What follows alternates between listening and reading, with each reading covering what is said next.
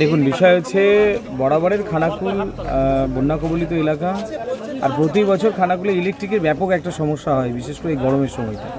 এমনি 4 ঘন্টা 5 ঘন্টা 7 ঘন্টা কোথাও 8 ঘন্টা এরকম লাইন বন্ধ। এই বিশেষ করে পলসপাই 1, 2, চিংড়া, আমাদের জগৎপুরের নিচের দিকটা, আর রাজহাটের কিছু এলাকা, নকিরপুর 2, 1-এর কিছু এলাকা একদম অন্ধকার হয়ে থাকে।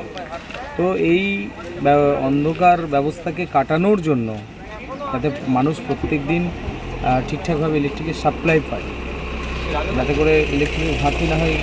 কারণ দিন দিন জনবসতি বাড়ছে, দিন দিন কলকারখানা ছোটো ছোটো তৈরি হচ্ছে, বিশেষভাবে দেখা যাচ্ছে বিভিন্ন বাড়িতে এসি বাড়ছে, আলো তো সবই বাড়ছে দিন দিন। তো সেখানে একটা নতুন সাবস্টেশনের জরুরি প্রয়োজন হয়ে গেছে। বিগত সরকার এই বিষয়ে কোনো রকম কোনো স্টেপ নেয়নি, কোনো পদক্ষেপ গ্রহণ করেনি।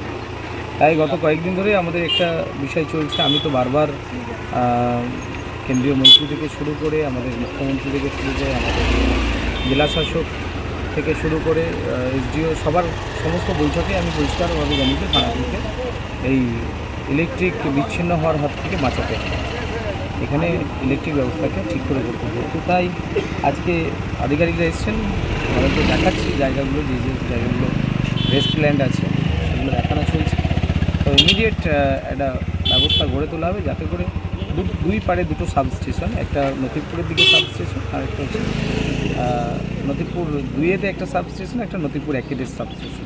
নথিপুর 2-এ যেটা হবে সেটা পলসপাই 1, 2, চিংড়া, এই দিকগুলো নথিপুর 2, এই সাইডগুলো ইলেকট্রিক সাপ্লাই দেবে। আর নথিপুর 1-এর মধ্যে যেটা হবে, যেটা আমরা জায়গাটা এখন চুজ করেছি, তো সেটা থেকে রাজহাটি 1, 2, জগৎপুর, আর এই নথিপুর 1 জিপি সাবলসিংপুর, এগুলোকে সাপ্লাই দেওয়া হবে এখান থেকে।